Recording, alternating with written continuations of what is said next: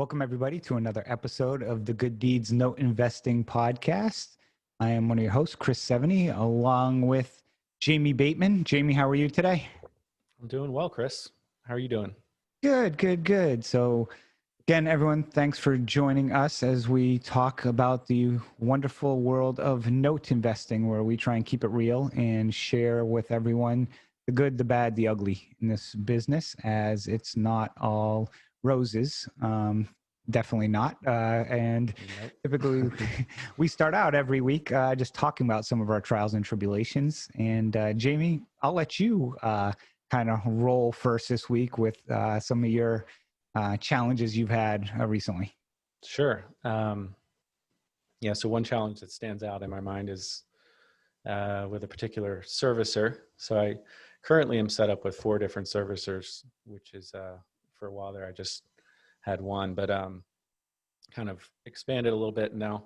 Recently with this particular servicer, Lake City, who I think a lot of people probably may not have even heard of, but I just couldn't get them to respond, and this would happen over a period of time, off and on. So it wasn't a brand new thing, but getting my main customer service rep to actually respond to my emails, and they're 3 hours behind as far as they're out on the West Coast, Idaho, actually.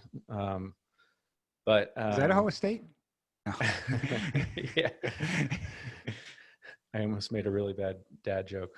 Idaho. Anyway, so point is, phone calls don't always work that well, so email is good. And I just could not get my rep to respond. And so out of the blue, it's like, finally someone else responds, oh, she doesn't work here anymore. And, this is the second time that this has happened with this particular servicer, where my main rep just kind of is no longer there with no explanation. And I get it. I mean, this is this is how things work with vendors, but super frustrating when you're trying to do, CFD to note conversions, or you're trying to, modify a loan or anything. And you just can't even, obviously communication with vendors is critical, right? So, I guess my takeaway, and I kind of knew this, going in, Chris, you may may say, there it is. You may say, I told you so. I literally was about to say that. Yeah. So Chris told me, pull my loans from there a while back. And that's a different story. I was holding on because a couple different reasons. One, I had one borrower who had gone dark, and then finally he reinstated and got him back on track. And then I have another borrower who we're trying to do a conversion, and he's on board. So these are all actually Michigan CFDs that I have 5 loans with them. And one of these 5, I spoke with a borrower a while back, and he doesn't like change, and he wanted to confirm that I would remain with Lake City. And so I'm trying to get him over to a note. And, one of his stipulations, I guess, not that he's in total control of the negotiation, but he wanted to make sure I stayed with Lake City. So at the time I said, yeah, I have no intention of moving of changing servicers. So point is, figuring out when to change servicers can be tricky, because you could, it could backfire. So I was trying to hold on to let the dust settle a little bit with a couple of these loans before I switch servicers. But finally I had to pull the plug. So switching these over to Allied now. So. Yeah, I've, as you know, had challenges with them in the past and had to pull the plug on them a few months ago. But kind of one thing I'll tag on with that is, don't burn your bridges in this business. It's a very small industry. And I did 4 years ago with a certain servicer that at the time, I was less, of course, experienced than I am now. And it was a learning curve going through the boarding process. And, honestly, I boarded some loans at the time with Madison and SN, and it was going great. And, things were going well. And then I tried to board with this other servicer, and this woman there, her name was Cassandra, would not respond to emails, phone calls, I could not get anybody to respond. And then after like 3 months, finally get responses, your paperwork's not complete. And I just erupted on them and got on a call with one of the powers to be there, and said some things I probably should not have said. Actually, not probably, I shouldn't have said. And basically just killed the relationship with them. And they are a very large company in the space. And now it's come back to kind of bite me, because there's certain states where they provide servicing that I'd like to buy loans and so forth that pretty much I can't, because there's no one else that really services besides a few of these players. So it's one thing, just gotta be careful, and like I said, don't burn your bridges. And other people use them, other people love this servicer, and I just had a bad experience, and some people have bad experiences with other servicers. So you just gotta, everyone has a unique experience. It's, some of these, it's like trying to buy a home from Century 21. It's like, oh, I had a bad experience with Century 21. Well, yeah, there's a million, Right. properties they sell. And again, and probably a million franchises, and they're probably all different. Well, it's similar to more probably like I work for a developer, and, I've worked for general contractors, and it's more, I view it like that type of relationship where somebody will say, oh, that general contractor sucks. And it's like, well, it's really not the contractor, it's the team or who you're dealing with. Because I've done jobs with the same contractor where one was awesome, the other one sucked, because it's the people you work with. And so, just real quick, I just want to piggyback it just very quickly. So another key point for people is even if whether you're happy with this particular servicer or vendor or not, one takeaway, and I knew this kind of in the back of my mind as I was going along here. Don't only have one point of contact at with a vendor. If there's more than one person that works for this company, at least have some interaction with somebody else. So, easier said than done, because we've got a million, things going on in the note space, lots of vendors, a lot of things, keep up with attorneys and preservation companies and whatnot, but just don't solely rely on one person at a particular company. That's, because then now I'm kind of starting from scratch. Like, who do I talk to? So. Yep.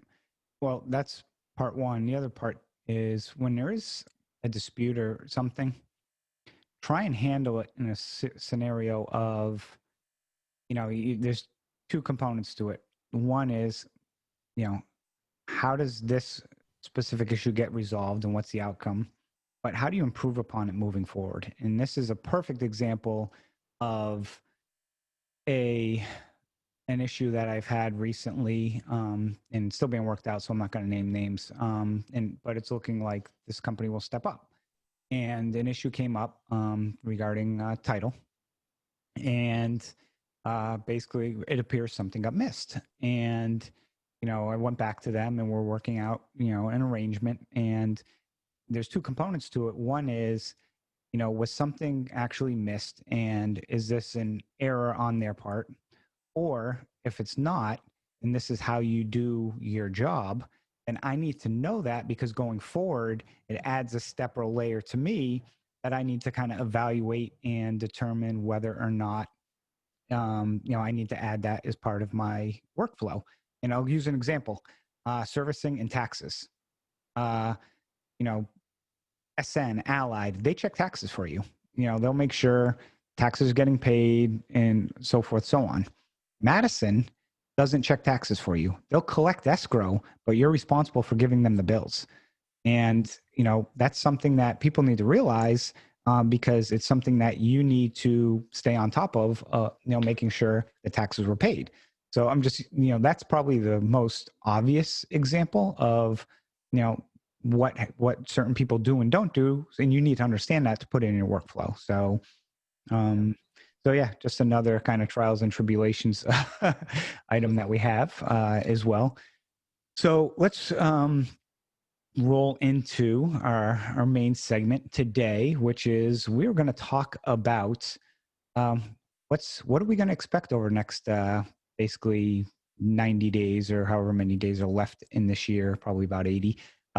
What's our expectation? What are we going to see? We're going to see an influx of notes. We're going to see people kind of holding tight. We're going to see pricing increase, pricing decrease. Does the election have any say on what happens? All of these topics, we're going to open, we're going to look into our crystal ball, but like all of you, it's, the crystal ball, that 8 ball, whatever you shake it, it's going to give you a different answer each time. Whoever you ask, you're going to get a different answer. These are just our opinions, and, take them with a grain of salt or follow them, do whatever you want to do. Jamie, what do you think? Where do you think we're headed over the next 80, 90 days? So I know kind of historically in the note space, you hear people talk about sometimes the summers can be a little bit slower. I think maybe you and Gail have talked about this in previous episodes, and then, by the end of the year, banks and hedge funds may want to dump off some assets and to be able to get those losses on their books for that calendar year. So I wouldn't be surprised if there was an uptick just simply from that, for that reason, an uptick in the amount of inventory available. So hard to say. I mean, this year is obviously been very different than pretty much any other year. I think so much of this has to do with, you touched on the election, but also whether there's another stimulus package passed. And I haven't been following that super closely because it changes every hour. But I would be expecting more inventory in the next 90 days or so, but not a massive influx like maybe we've seen previously.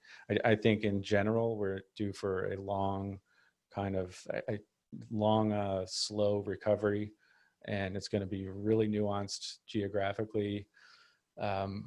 So many different moving parts, but I personally don't think there's going to be a major change in pricing or supply in the next 90 days. Maybe an uptick, but I think it'll be still another 6 to 12 months before we see kind of major shifts in the note space. That's just kind of my initial thought. Yeah, my thoughts, I go back and forth a lot on this. Typically, like you mentioned, end of year, banks, hedge funds will sell either to write off losses, but also try and sell assets for, to pad their pockets for bonuses as well. So, get that money in the door so it hits the balance sheet and P&L statement for that year. And then, say, hey, we made this much. Some of these asset managers, live off of the bonuses they get. So, potentially could see that coming down the pipe. And that's, I think, part of the reason why we see a lot of stuff. Historically, what I've seen is November is usually where you see the best stuff. And then December is kind of everything that's left over that's junk. I remember once getting a tape from John Keith on like December 27th. And he's like, you need to close this by the end of the year. We'll guarantee title for you that it's first position. And if there's taxes owed, we'll knock taxes off of the price and stuff. And, they were like $5,000 an asset. I mean, it was basically like they just literally wanted to get these off their books. And one of the things that people also share is, when we talk about funds, there's two types of funds. There's open and closed. And open means it just goes on forever, essentially. Closed means it has a sunset period. For example, the funds that I run have sunset periods. They last 2 to 3 years. So after that period of time, I have to start liquidating those assets to get everyone their principal back. Because the way they operate typically is a preferred return plus a kicker, which you can't let people in all the time because then everyone just join at the end when you're selling all the assets and take advantage of that kicker. So that's something that also kind of plays into this. And, the question I'll ask, back to you, Jamie. So to answer the first question, I think it's probably going to stay pretty consistent for what we've seen, maybe a little more uptick because people kind of been patiently waiting, not doing much over summer. But, from an inventory perspective, I don't think there's a massive increase in defaults that people are like, oh, I got to get these off my books. Right. But the question I'll pose to you though is, if Congress passes like a 12-month moratorium on foreclosures, nationwide, uh, you know, that I think would have significant impact and really start having people liquidate assets because they just don't want to hold on to these things forever and just let them sit and, run up their balance sheet and costs and expenses. What are your thoughts on Yeah. that? No, that makes a lot of sense. And kind of related to it is the forbearance issue. I mean, a lot of people, and we, you know, at my level, we didn't do any, like, we're not dealing with too many government-backed loans, but we did some deferments, and which is, similar to a forbearance. But reason I bring that up is it's like the potential eviction moratorium or foreclosure moratorium. All you're doing is kicking the can down the road. So when you're doing these forbearances and deferments, one thing people forget to really appreciate, I think, is the you're not collecting escrows. So I think we really could see, so you're not collecting for taxes and insurance. So, don't make your mortgage payment for 6 months. Okay, fine. But those taxes have to get paid. And on top of that, these states are really going to be hurting, I think, in the next couple of years. I mean, just based on the pandemic and the shutdown of the economy. So circling back to how's that going to affect, inventory, I think that's another, reason why there could be these dump offs, because the servicing companies don't have the money to pay pay taxes. And so that's just another reason that these assets become kind of toxic in a way. But yeah, absolutely. Definitely. I've started to see some tapes myself that are, they're still being priced as performers, but it's like, I may have mentioned this last week, but they're in forbearance, and it's like, how do you price that? At some point, this is going to come to a head, and there will be an uptick in inventory for sure. So yeah, I mean, to me, I'm pricing it more like it's a non-performer, and hoping that, in 6 to 12 months, you kind of have a performer on your hands that you got it at a good deal. So we'll see where it all goes. Yeah. Few things I'll touch upon, like you mentioned about, more non-performers coming to the market. I think also we're at historical lows for non-performing loans. I mean, I think the historically average is like 6-9%. We've been at like 3 or 4. I mean, we've been historically lower. I don't know the exact numbers, but we've been low because the economy's been so good the last few years. So that's, I think, one component that, yes, we're going to see an increase. Now, will those loans make it down to us? That's for anybody's, guess. I think eventually they will, from that perspective. And you just got an idea for a future episode, which we're going to have is managing our loans during a pandemic, and how much money to carry in reserves, because you mentioned taxes and so forth. We can have a whole nother topic on that, probably on our next episode of, typically if you're doing a JV and it's $20,000 loan, it's like, oh, I'll hold $5,000 or whatnot. Now, right, that's going to probably be significant higher. But then if you're holding that much more, it's going to, impact the returns. So yeah, that is true. Yep. So we can talk about that another time, but it just popped in my head. So remember, because I forget things, like 30 seconds from now, I'm going to forget what I just said. But well, and you reminded me that actually you and I both, just a little plug for the IMN panel discussions that are coming up next week. I guess this podcast will have been out, but people can go back and check the recordings. The IMN Note Symposium, whatever it's called, is free this year. It's virtual, but I think I think you're talking about managing your servicer, and I'm going to be talking about kind of dealing with borrower workouts and that kind of thing. But all of this is related to the pandemic and, like the things we're just talking about. So just kind of popped in my head there. So figured I'd mention it. Yep. I was going to say, I've got DME is also, I'm speaking. I'm on, I think, 2 panels right now. It kind of changes a little bit, but I'm happy to, assist in speaking. I enjoy speaking on these panels and talking with other investors about, this is stuff I love. Just talking about the business and kind of, why I started the podcast and, just bounce ideas off of people. So kind of back on to the topic though, with stuff coming towards, the end of the year. Is your focus, and we kind of touched upon it last week, which the episode will get released, be released before this one, but the performers versus non-performers, and you kind of touched upon it with regards to the pricing of those and how you're pricing them. With assets coming on the market towards the end of this year, do you think it's going to be more on the non-performing, or do you think it'll be more performing assets?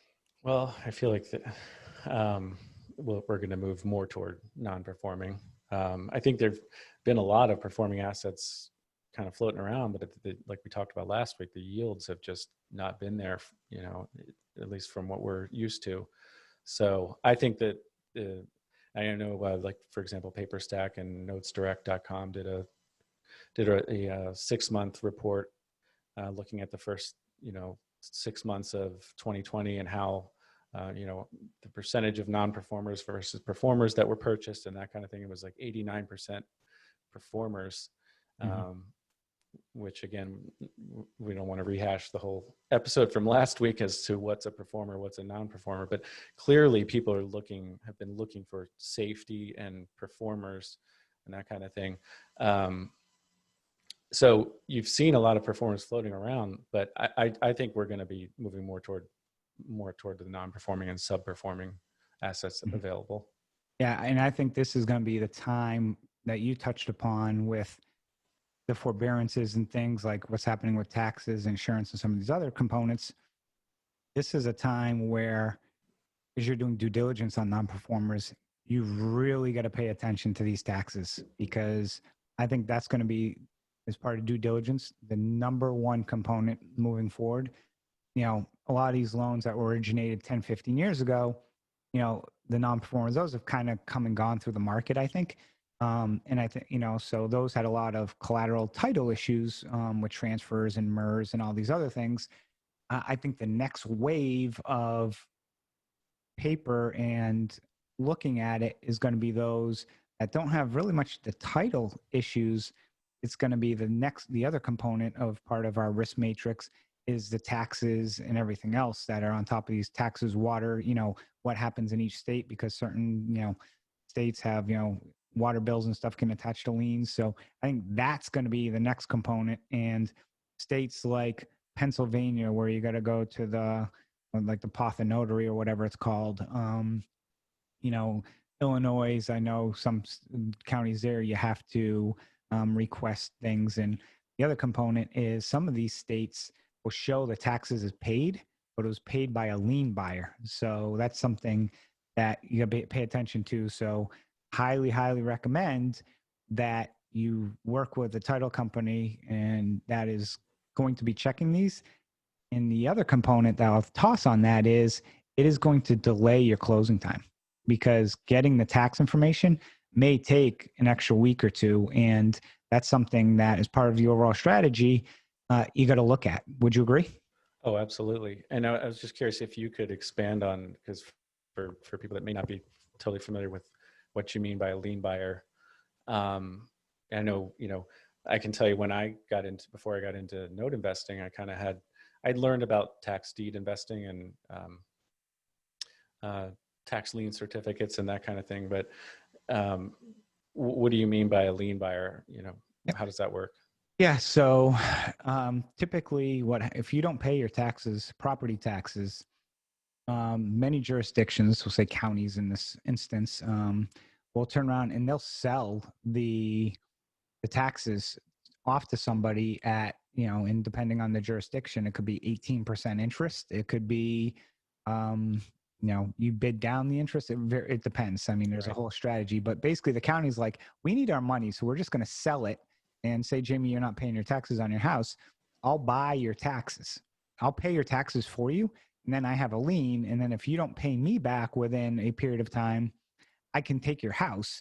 And guess what? I can wipe your mortgage. So So that could be pretty risky for a note investor, huh? Yes. For example, I'm dealing with an issue right now where actually I have a property as a note that's backed by 5 properties. And the taxes on one of the properties is probably about the value of the house. And I'm actually probably going to let it go to tax sale because there's other properties that back it. But if you lose a house as a lender to tax sale, you're wiped. I mean, you have unsecured debt, I should say, where you can still go after that borrower for that money, but you're probably getting water from a rock in that perspective. But yeah, so it's something that, and what's crazy is just like a lot of, laws, every state is very different. And I threw out Pennsylvania because Pennsylvania has like county tax, they have school tax. I don't even know how many taxes they have from that example. And another one is, I think like Florida is one where, a lot of people like to buy these tax liens in Florida. And then after like a year or two, you can foreclose. But you gotta be careful because if you go on Florida's website and check property taxes, a lot of times it will say it's paid. But then you have to kind of go somewhere else, I think, to check to see if there was a tax certificate issued. So that's a whole nother process of due diligence that we could talk a month on. But the point I was trying to make is for people, when the non-performers that I think we're going to see more coming to this market as part of people trying to close things by the end of the year. If you're having conversations with sellers, you should have those right now that, hey, look, it's probably going to take me a little more time to close, especially on sites like PaperStack. People want to close in a week. It ain't happening. Yeah, that's a good point. And especially with some of the research has taken longer than it typically does when you're doing your due diligence because of the pandemic, with the courts closed and all that stuff. It's the turnaround time, I know, at least from my vantage point, has been a little bit longer to get title reports back, and just that our due diligence is taking a little bit longer than it had before. So that's a good point. No, and I mean, you're right, because counting's taking a while. I've got right now, for example, using Simplifile to record some assignments, and I've had them in. They have been marked as received since the 24th of September. Oh wow! Yeah, so it's really a jurisdiction by jurisdiction, right? And for people who are starting out, it might be now. I think is a better time than ever to really just bear down and focus on 1 or 2 states versus trying to spread yourself thin, because there's a lot of moving parts and pieces that are being impacted by the pandemic. Yeah, it is all very state specific. That's certainly true.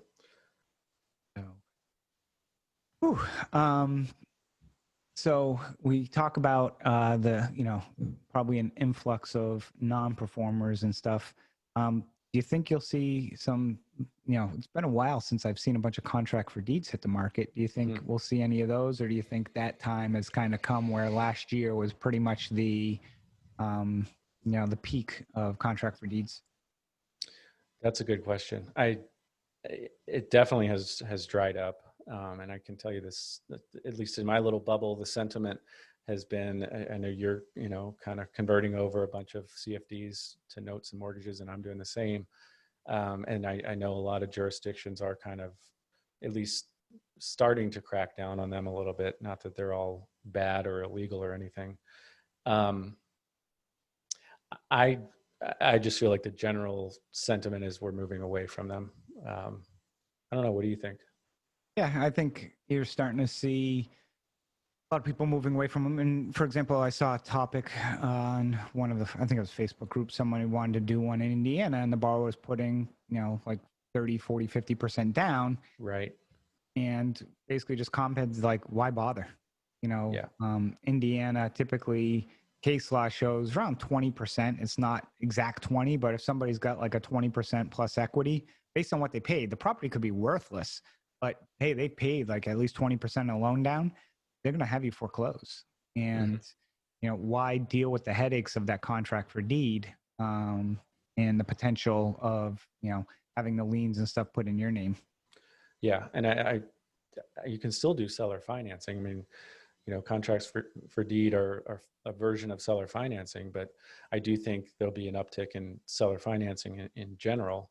Kind of, you'll see like a merging of, I think it'll be good in the upcoming year or two to have knowledge of both the real estate space as well as the note space and the lending space. I think you'll see that kind of come together. So investors that can handle both, I think, will profit. But personally, it's like, why not just do a more traditional seller finance deal rather than a CFD? Yeah, and unfortunately, I think as states shy away from them, we're going to see states like, my favorite state, Ohio. You're going to see less people originating seller financing in those states, because if I have to originate an owner-occupied seller finance loan in Ohio, that borrower is going to have to put at least 10, 15 grand down, because if they, $2,000 ain't going to cut it, because if they stop paying, it's going to cost me $7 to foreclose. And why, 2,000 to risk $7. I mean, for me, that's not worth the risk. Now, if it's in Georgia, I got you in and out in 60, 90 days.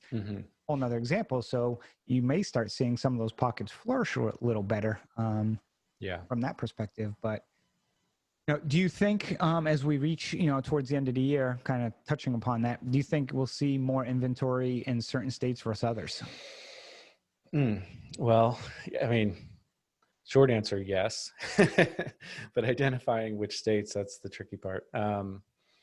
I think you've published a couple articles about, which surprisingly, it seems like so far, at least the Midwest has handled this pretty well as far as, non-payments of mortgages and foreclosures and that kind of thing. I think it's all going to be state specific. Hard to say exactly which states. Yeah, I think it's going to boil down to, if the government doesn't come out with specific criteria, I think it's going to boil down to states. I mean, if a state comes out and says, hey, you can't do anything for a year, guess what? I'm going to be like, I have a fund closing in 8 months. I start putting those loans out and start selling them. Because why hold them? And, I'd rather sell them. And people think, people only sell junk loans. No, it's strategic, where I can sell those and then turn around and buy something in a state that doesn't have those, and then put that money to use before I have to return it to investors. That's part of managing a portfolio of assets. And I think people, need to realize that, people sell things strategically, but not just because it's junk. Right. That is true. It's, we're in the kind of distressed asset space, right? But, that's one thing I maybe didn't realize initially was it can be a distressed asset for many reasons. And that's maybe even too harsh of a term sometimes, but yeah, you're touching on, you may be a motivated seller in that instance because because of opportunity costs and time value of money and that kind of thing. It's not necessarily that what you're selling is a bad deal. There's a lot of other factors going on with your personal business model. And I think people do need to realize that. Yeah. The thing I'll tell people is the more patience you have in this business, the more money you're going to make. I think, I know there's time value of money, but the longer you hold on to performers, in most instances, if they are like solid performers, I think the better, long-term building wealth you can do from that perspective. Yeah, I would agree.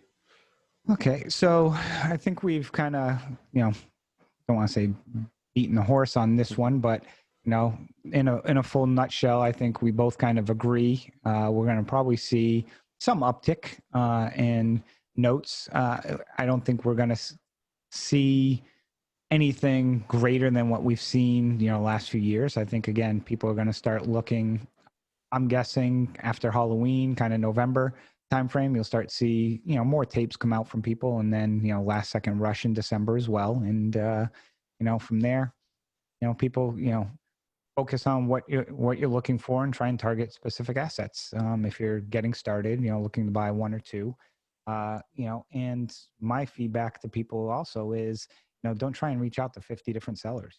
Again, pick paper stack or a few people and be like, hey, you got a note in this spot. or this location, or what do you look, or note that a $20,000 note, what do you got? And, start small and continue to work it. So. Yeah.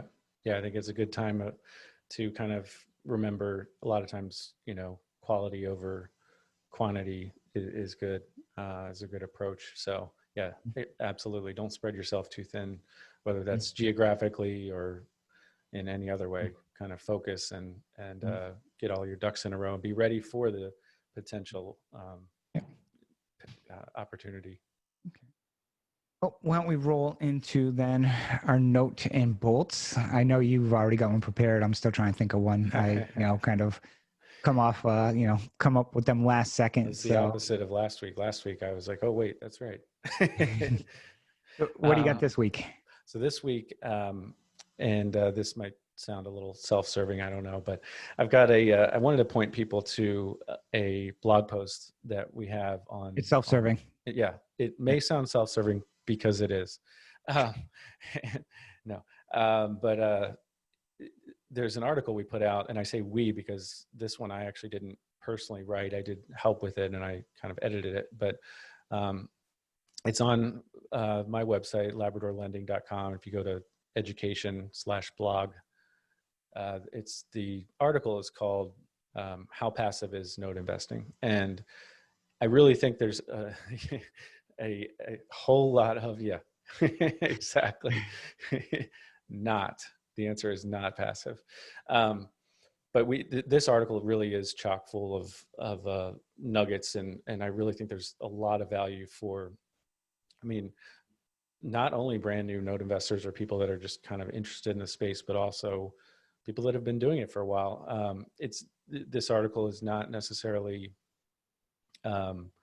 filled with lots of stories, but there's a lot of education in it. And we kind of go through the progression of a note investor's career path, if you will. Now, obviously that's not defined. That's not one particular progression, it doesn't have to be, but we talk about investing in a fund as a passive investor. I would say personally, that's probably the most passive way you can invest in notes, or pretty close to it. Would you agree with that?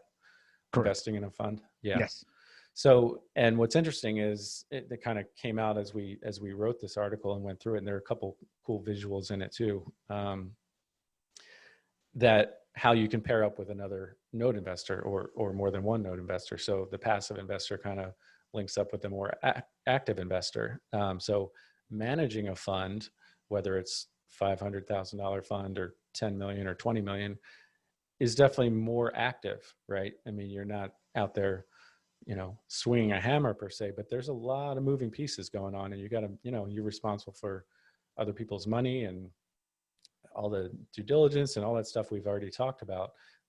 It's far from passive. So what's cool is just seeing the different approaches you can take. And then honestly, this is one of the things I really love about note investing and real estate investing is it's not, you can approach it however you want. You want to buy one or two notes, great. That's fine. So if you want to make it a full-blown business, go for it. So my note and bold is to go read that article on my blog, on my website. And I really do think there's a lot of value there for people. Yep. So I had like 4 of them pop in my head. I was trying to talk as long as I could so you could come up. No, I actually had 4 of them. So now I'm like, whoa, which one do I go with? So actually, as part of that, and because it isn't passive, and a lot of people want to team up with somebody. Here's my self-promotion is by the time this launches, I will have a new website that has been launched. It's going to be same at seveneyinvestments.com. And one of the things that I put on there is an ebook on due diligence of a sponsor. And we'll do a whole episode on that. And one of the things that, I thought of is credibility. And, what is your credibility? And for people getting started, there's some things you can still do. For example, I'm a member of ACA International, which is the Association of Credit and Collection Professionals. And what I mean by that is join some memberships. For example, I'm a member of APPLE, the American Association of Private Lenders. And as part of that, there's two levels. One is you can get like a certification check where they do a full background check on you and your entity to make sure there's no judgments, liens, and they kind of give you like a verified check. So it shows that, hey, look, you know, you've got somebody who at least doesn't have a criminal background. You know, if you want, you know, go get a mortgage loan originator license. You have to go through a federal background check on that, and then you'll have an NMLS number. Even if you don't ever do anything with it, you know, it's not super duper expensive, but it's ways that you can, at least as you grow your portfolio and start to, you know, show that you're responsible and know how to manage notes. There's that other component of showing that you're somebody of integrity as well. And as you start to buy and manage notes and then build relationships with people, they can, you know, act as testimonials for you. But getting to that point, there's a few other things you could do. And that's kind of what I wanted to just mention is, you know, joining some of these memberships and so forth. But like anything, running a business is not cheap and it's not free. Unfortunately, there's money that has to be spent in it. And, you know, it's part of the cost of doing business. So that's my note and bolt for today. Yeah, just one thing, whether it's in note investing or, syndications in a multifamily deal or anything, I have learned for sure that the sponsor is critical. So, people love to chase ROI and chase these great flashy deals or whatever. And that's fine. But I think underwriting the operator, is job number one. You can outsource a lot of things in this business, but I don't think you should outsource that. That's too important. No, absolutely. And like you said, reputation is key. And as you do some of these syndications and stuff, one of the challenges, like I provide people with references, and one of the things that, you know, I've had to push back on people is you're like, well, I want to see your P&Ls from your other funds. And I'm like, no. And they're like, what do you mean? Other people do it. I'm like, I'm sorry. I'm like, it's specifically written in the operating agreement, which, you know, I have, you know, a fund is basically everyone's a member of this LLC. You know, you can call, I'll give you them as a reference and they can tell you whether they think it's going well or not. But, you know, unfortunately it's in the agreement. I can't, you know, provide it to you. So that's one thing that recently I've had some people, you know, question stuff, and I think they almost get the sense of like, oh, well, if you're not willing to share that, that's not being transparent. And what are you hiding? Yeah. What are you hiding? I'm like, I'm not hiding anything, but I said, it's, you know, it's written in, you know, I'm not going to, you know, being transparent is following the rules. And I'm not going to go because you want to invest 25 grand, be like, oh, here it is secretly. I'm not going to do it. You know, here's 20 people who invested in it that you can call and, you know, ask them how it's going and they can give you your opinion. But yeah, I think a lot of people chase the numbers of, you know, oh, they're saying it's going to get 15 or 20% or whatnot. I'm like, well, that's what they're saying, but you know, can they do it? And you need to understand them and also understand the deal as well. So, yep. Okay, well, that wraps up this episode of the Good Deeds Note Investing podcast. I'd like to thank everyone for listening. And as always, feel free to check us out on iTunes, Stitcher, Google Play, Amazon, iHeartRadio, and any of those other sites. Also, feel free to join us on Facebook at the Notes and Bolts from Good Deeds Note Investing podcast group.